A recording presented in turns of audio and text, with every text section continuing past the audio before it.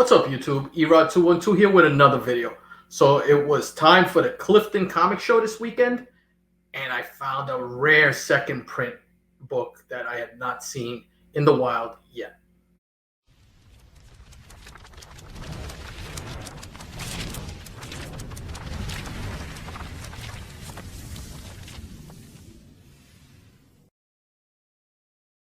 All right, so it's the week before King Con, and I went to the Clifton show, number one, to hang out with the community and talk to some of the guys. Number two, to do a little bit of quick shopping, see if I could find any rare treasures out there. And man, I believe I found a rare treasure. You guys let me know if you've seen this book, because I did not, and I had to look it up to find out exactly what the book looked like as far as being a second print, because it didn't look any different to me.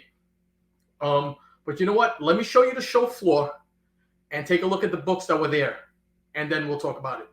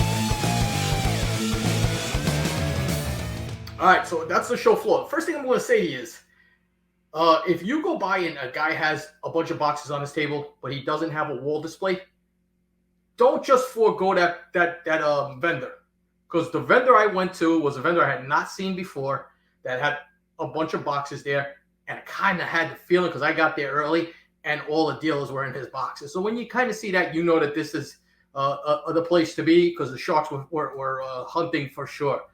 And sure as hell, this guy had some great books. I can imagine what was there before I got into them, but I was fortunate enough to pick up some really nice books. I also was able to do some digging in some $2 bins. So the guys from that show Hot Flips, that sell Hot Flips up there, had inventory that they were selling, and everything was $2 a book. So I picked up things like this, the Fantastic Four lenticular cover for Moon Girl and Devil Dinosaur, number 25, I believe this is. But if you turn it, it goes from hard to get it to do it here, but it goes from Lunella to, and you could kind of see the Devil Dinosaur there. Picked up this really nice variant here for Fantastic Four. I just like the Doom cover, so I'll go with that. Another cover I liked, and actually these Horsemen of Apocalypse had quite a few really nice variants, and that being one of them there. That's a great Punisher one. I believe the biggest one with the Horsemen of Apocalypse is the Riri Williams, which became the issue number 9 of Invincible Iron Man, which came a mega book.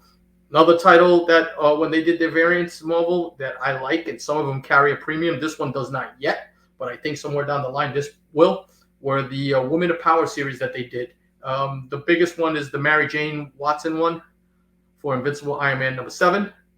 But this is one that I really like right there, and that's Deadpool number 8, and that's the Lady Deadpool, who was featured in Deadpool 2099. I believe this is her first appearance.